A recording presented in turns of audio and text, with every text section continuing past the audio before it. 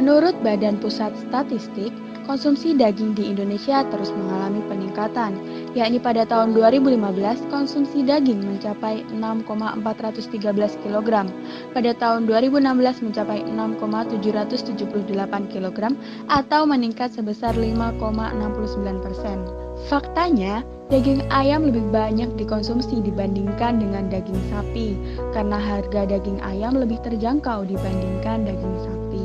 Pada tahun 2016 hingga 2019, proyeksi permintaan daging ayam untuk konsumsi cenderung meningkat, rata-rata 1,56% per tahun atau sebesar 4,69 kg per kapita per tahun. Komoditi penyumbang daging konsumsi yang mampu tumbuh cepat dalam waktu yang relatif singkat adalah ayam kampung. Hingga saat ini, tingkat konsumsi ayam kampung sebesar 6% dari total produksi unggas nasional. Namun, budidaya ayam kampung hingga saat ini masih menggunakan metode yang tradisional. Hal ini mengakibatkan tingkat efektivitas produksi telur tetas ayam kampung menurun, sehingga menyebabkan penurunan nilai ekonomis untuk tujuan pemeliharaan profit oriented. Sementara beberapa peternak ayam ras telah menggunakan metode yang lebih modern. Hal ini dapat memperkecil peluang ayam kampung dalam persaingan antar komoditi daging ayam. Di Kota Malang sendiri, kami memiliki mitra yang berlokasi di Kelurahan Telogomas. Beliau adalah Bapak Agus Prayudi, pemilik peternakan Pancamurti spesialis ayam kampung yang sudah berdiri sejak tahun 2008. Adapun permasalahan yang dialami oleh mitra kami, yakni pengaturan suhu masih belum maksimal, pembalikan telur masih manual, suhu tidak stabil, dan tenaga yang diperlukan tinggi. Sehingga dibutuhkan sebuah solusi untuk mengatasi permasalahan tersebut. Maka, kami, mahasiswa delegasi Universitas Brawijaya, di bawah bimbingan Bapak Dr. Insinyur Eko Widodo, MAGRSD, dengan bangga mempersembahkan Aktor, aplikasi teknologi penetas telur berbasis Internet of Things pada peternakan Pancamurti Telogomas Malang. Ini adalah desain inkubator kami. Di dalam inkubator kami terdapat microcontroller yang dapat menyambung dengan internet dan terhubung dengan saklar otomatis maupun saklar manual.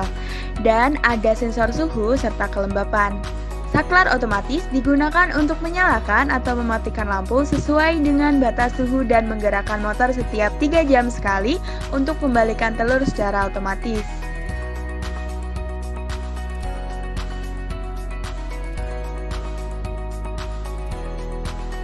Kemudian, ada juga sensor air sebagai pemberi sinyal untuk pompa air agar bisa mengisi rak air secara otomatis.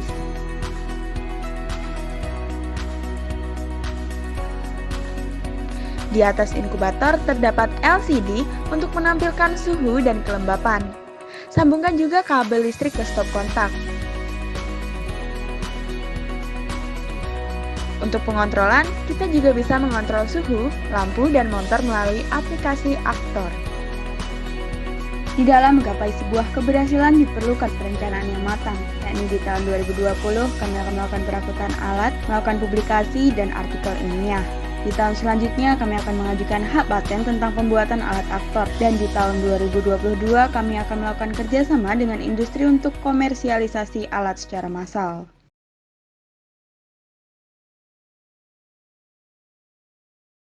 Jadi setelah kita kemarin itu mengadakan sosialisasi, terus kita juga menyerahkan buku panduan kepada Masnya.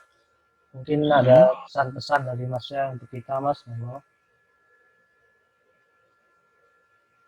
Ya, ini terima kasih Mas dari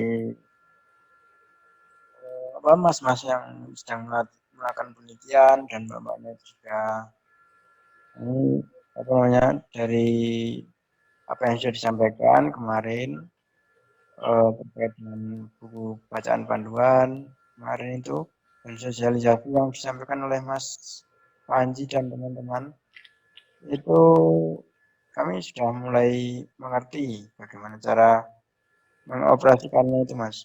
Nah, kemudian saya rasa ini sudah bisa membantu dalam hal apa? Misalkan seperti kayak alat-alat otomatisnya itu bisa mengatur suhu dari HP, Jadi peternak ataupun penetasan itu bisa lebih mudah untuk mengontrol bagaimana suhu di ruang penetas dan kondisi penetas di farm supaya tidak bolak-balik mengecek langsung. Karena kan kalau seumpama sering bolak-balik ke tempat penetasan, ya butuh waktunya, tenaga, dan biaya juga. Terus kemudian mengecek suhu dan kelembapan itu lebih mudah dari HP juga.